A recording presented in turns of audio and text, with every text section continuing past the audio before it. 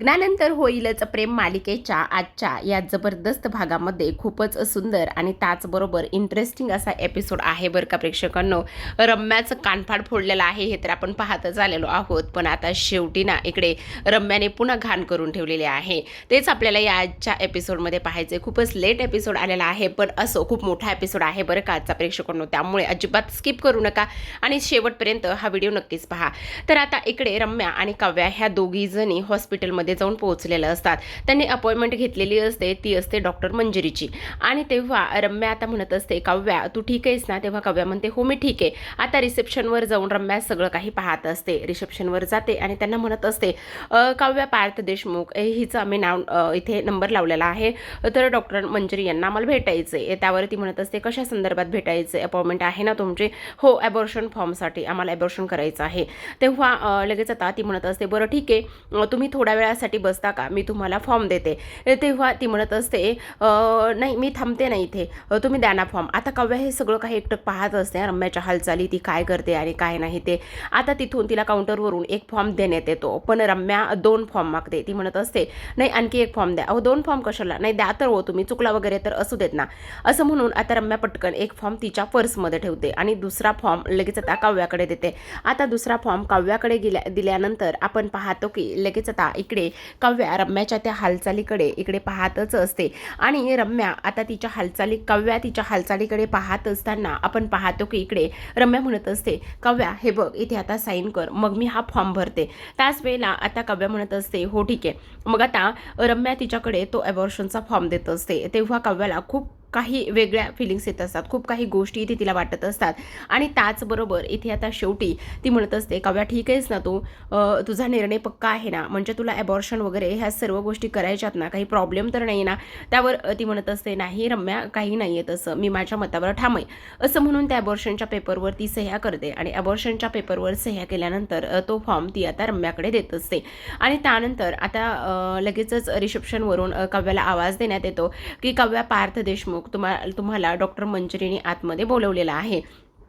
तेव्हा काव्या आतमध्ये जाते.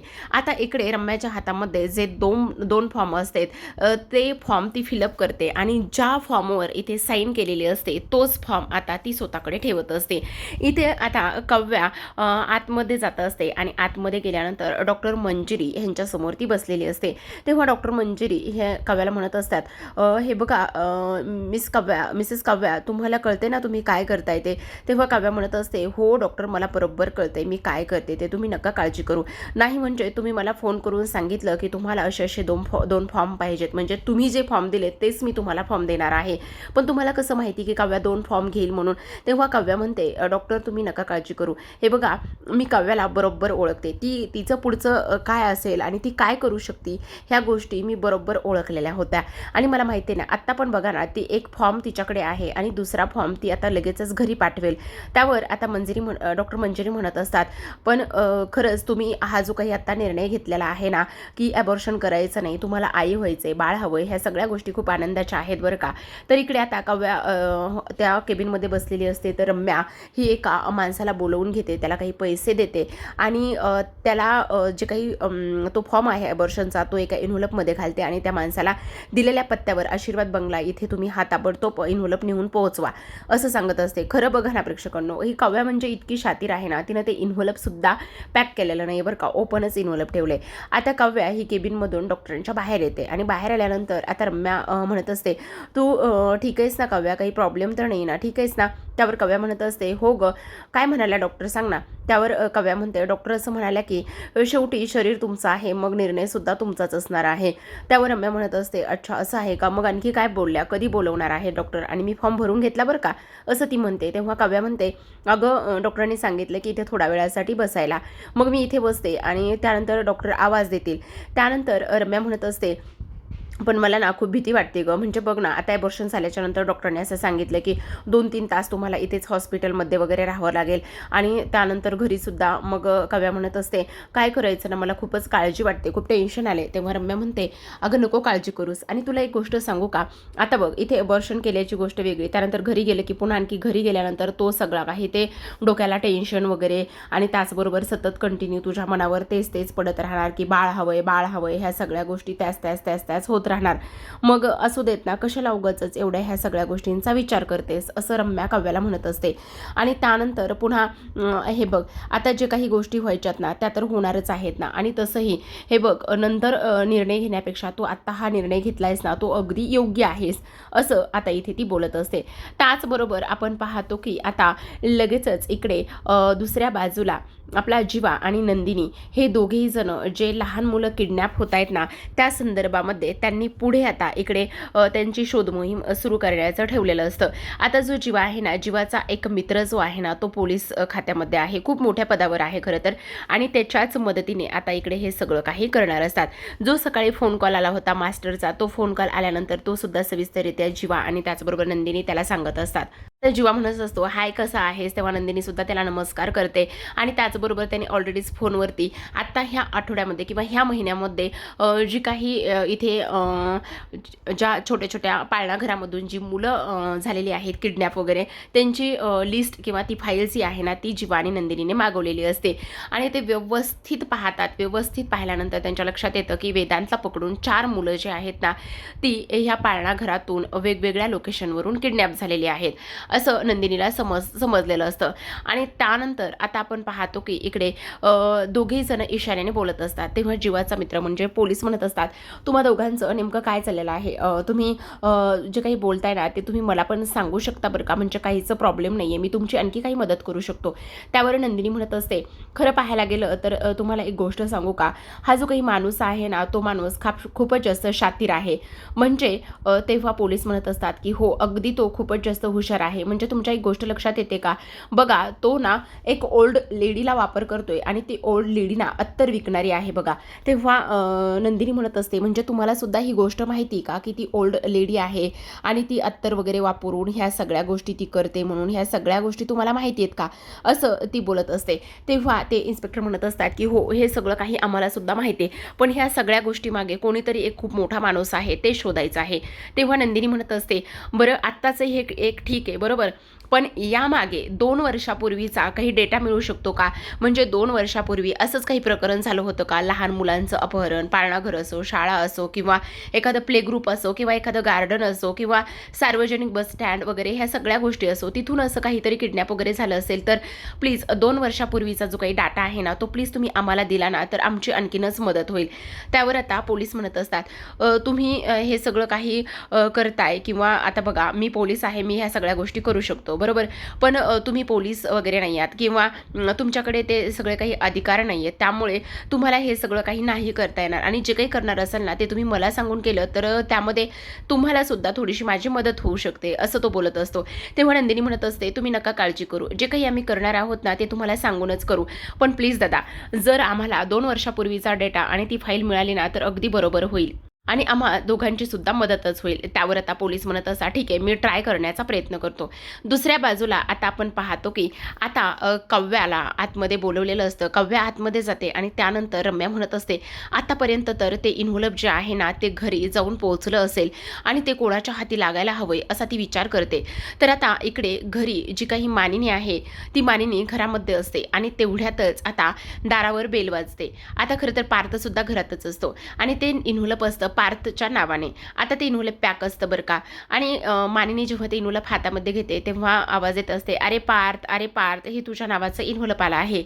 तेव्हा पार्थ मात्र धावतच येतो. त्याला भीती वाटत असते की त्याच्या आईनं हे इन्व्हॉल्व ओपन करायला नकोय म्हणून. पण आता पार्थ धावतच येतो आणि पटकन तिच्या हातातलं इन्व्हॉल्व काढून घेतो आणि त्यानंतर मानिनी म्हणत असते, अरे काय झालं, बरा आहेस ना तू. तेव्हा तो म्हणत असतो, हो अगं आई मी बरा आहे, पण हे इन्व्हॉल्व ना मीच ऑफिसमधून मागवलं आहे, असं म्हणून तो इन्व्हॉल्व घेतो आणि त्याच्या खोलीमध्ये जाऊन ते ओपन करतो. आता खरंच ओपन केल्यानंतर पाहतात तर काय, ते त्याच्या ऑफिसचंच इन्व्हॉल्व असतं बरं का. तो म्हणतो अरे बापरे, आणि तेवढ्यातच परत दुसरी बेल वाजते.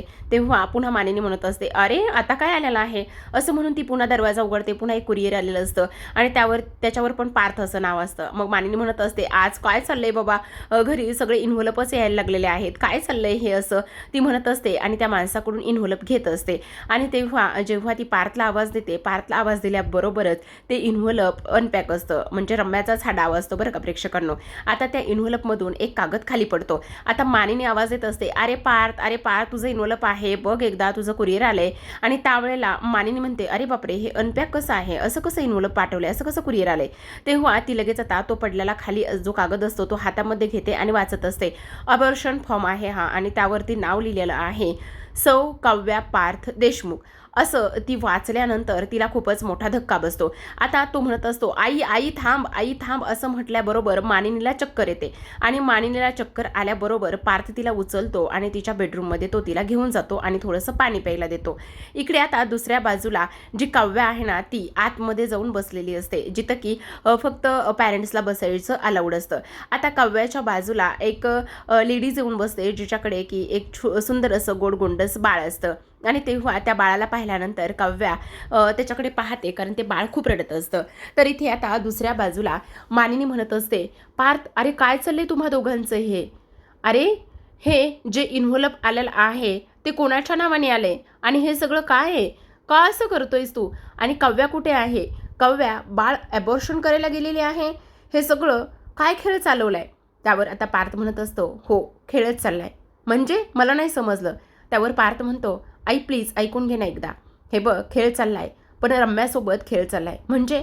म्हणजे मला नीट सांग बरं, काय चाललंय? खरं खरं सांग. काव्याला बाळ नकोय का? मी तरी तुला म्हणते की काव्या बरेच दिवस झालं शांत शांत आहे, ती जास्त नीट कोणाशी बोलत नाहीये, काय नाहीये. खरं सांग पार्थ, काय झालंय? त्यावर पार्थ म्हणत असतो, आई सगळं मी तुला सांगतो. हे सगळं रम्याला फसवण्यासाठी सुरू आहे आणि जे कुरिअर आहे ते रम्यानीच मला पाठवलंय, जेणेकरून हे सगळं मला समजावं. ऑलरेडीच मला ते सगळं माहिती आहे. काव्या रम्याबरोबर ॲबॉर्शनसाठी गेल्यात, पण तो फक्त तिला इथे फसवायचा डाव आहे.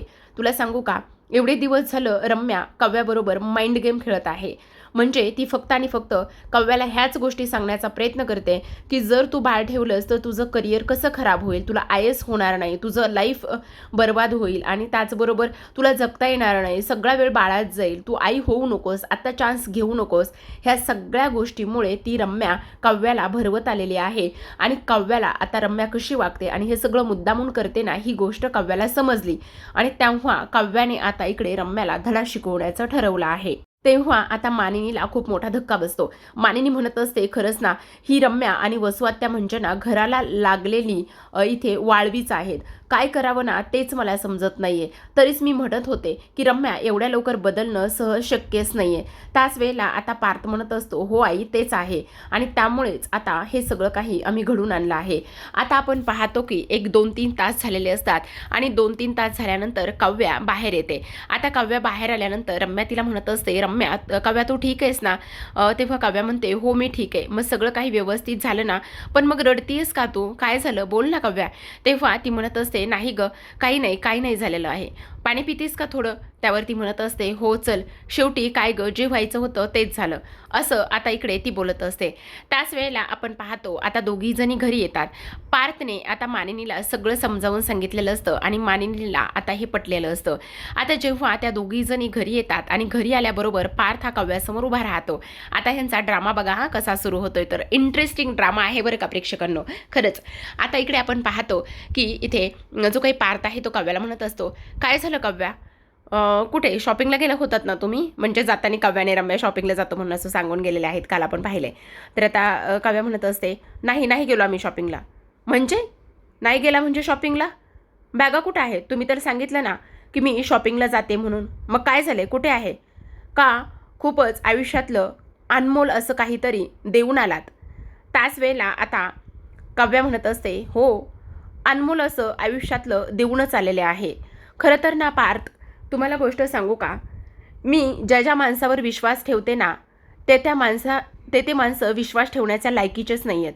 त्यावर पार्थ आता ते ॲबॉर्शनचा जो फॉर्म आहे तो इन्व्हॉल्वमधून काढतो आणि त्यानंतर तो काव्याला दाखवत असतो. तो म्हणत असतो, अच्छा, म्हणजे हे करायला हॉस्पिटलमध्ये गेला होतात ना तुम्ही आणि रम्याला घेऊन गेला होतात ना? काय आहे हे? जे सोन्यासारखं होतं ते देऊन आलात तुम्ही? त्यावर काव्या म्हणत असते, हो पार्थ, कारण मी आत्तापर्यंत खूप जणांवर विश्वास ठेवला आहे, पण त्यांनी माझा प्रत्येक वेळी विश्वासघातच केला आहे आणि त्यांनी माझा प्रत्येक वेळी विश्वासघात केल्यामुळे आता मला हे सगळं सहनच होत नाही. कारण ज्या व्यक्तीवर विश्वास मी ठेवला आहे त्याच व्यक्तीने मला इथे फसवले. बरोबर बोलते ना मी रम्या? काय? तेव्हा रम्या तिच्याकडे पाहते. तर काव्याला आता इथे राग अनावर होत असतो आणि काव्या मात्र इथे रम्याच्या सनकन कानाखाली वाजवते.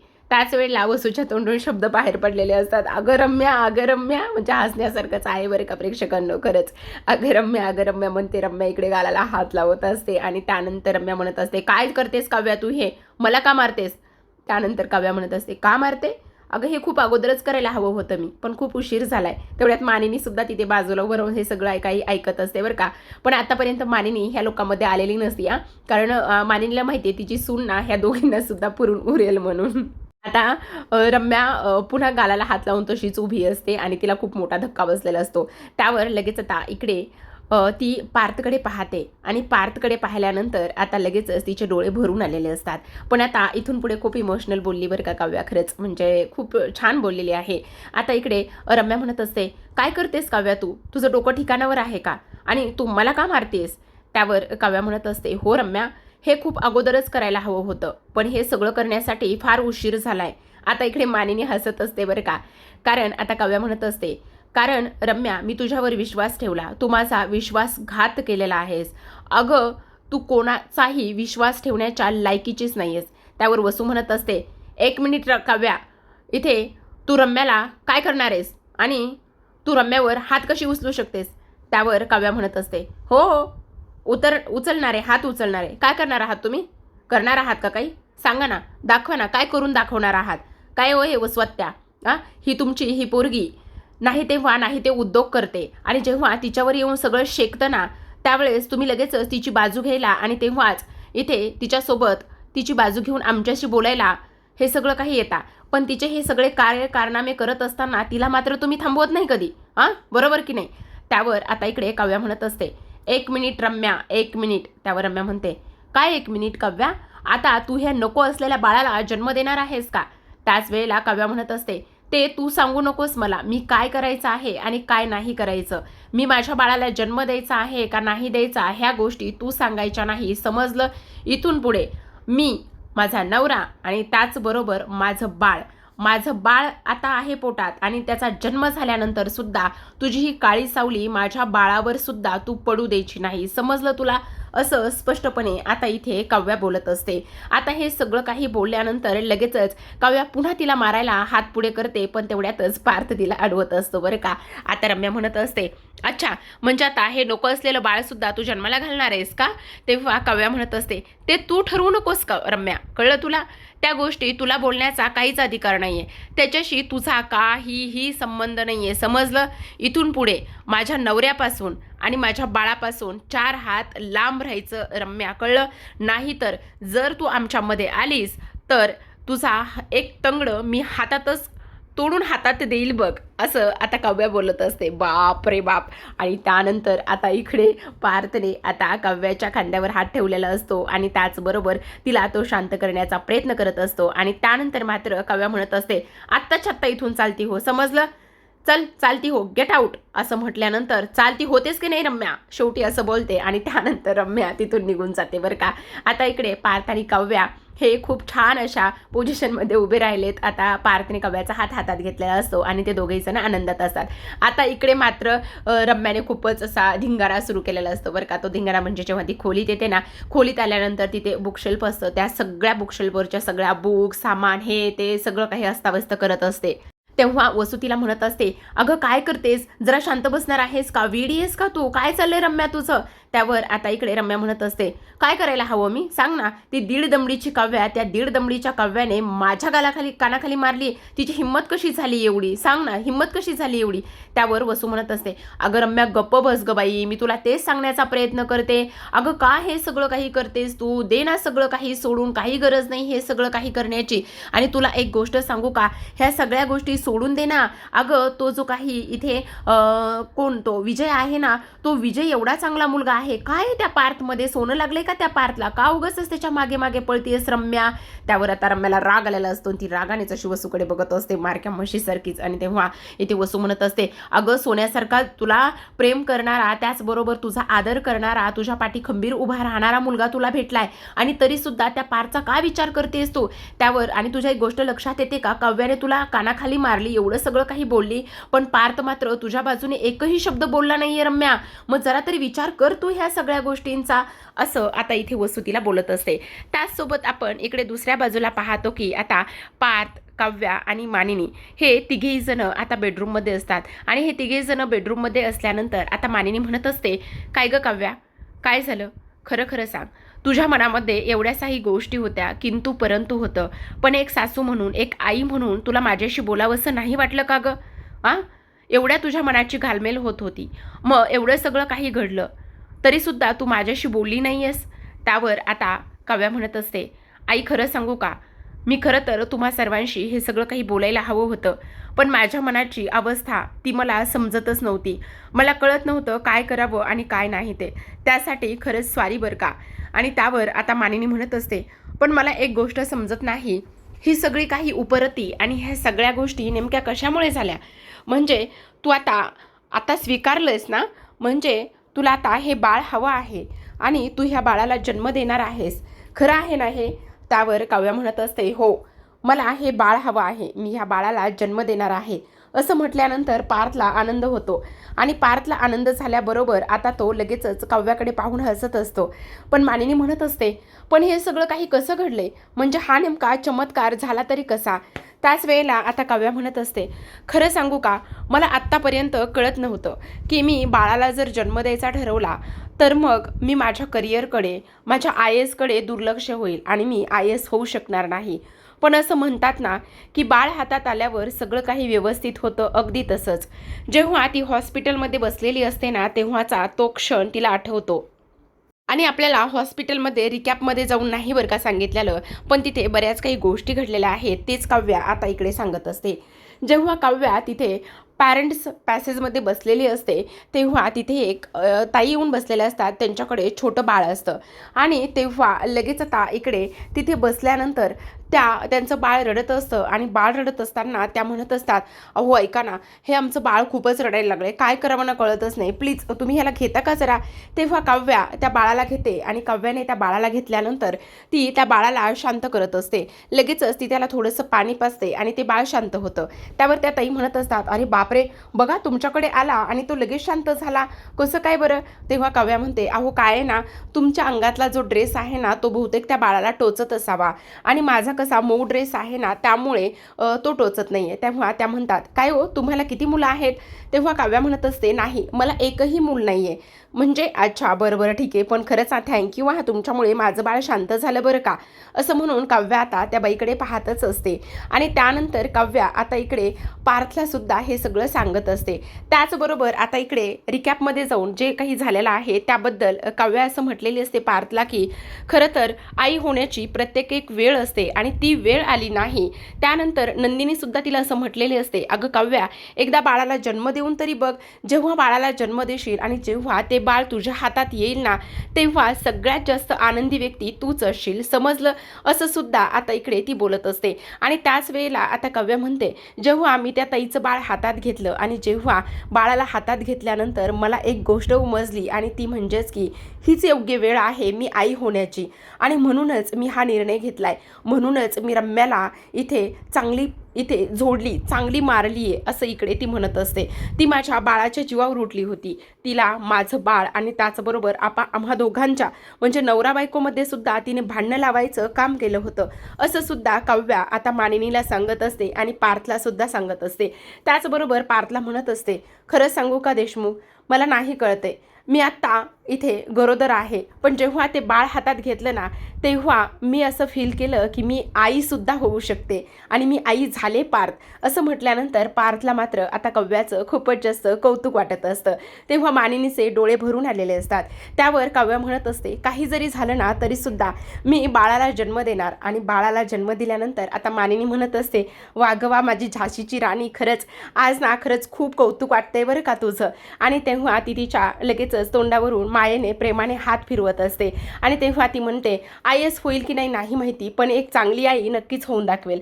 त्यावर लगेच आता पार्थ म्हणत असतो, आईसुद्धा व्हाल आणि एक बेस्ट ह्या देशाची, ह्या महाराष्ट्राची एक टॉप IAS सुद्धा तुम्ही होऊन दाखवाल, असं म्हणून दोघेही जण आता मानिनीला घट्ट मिठी मारत असतात.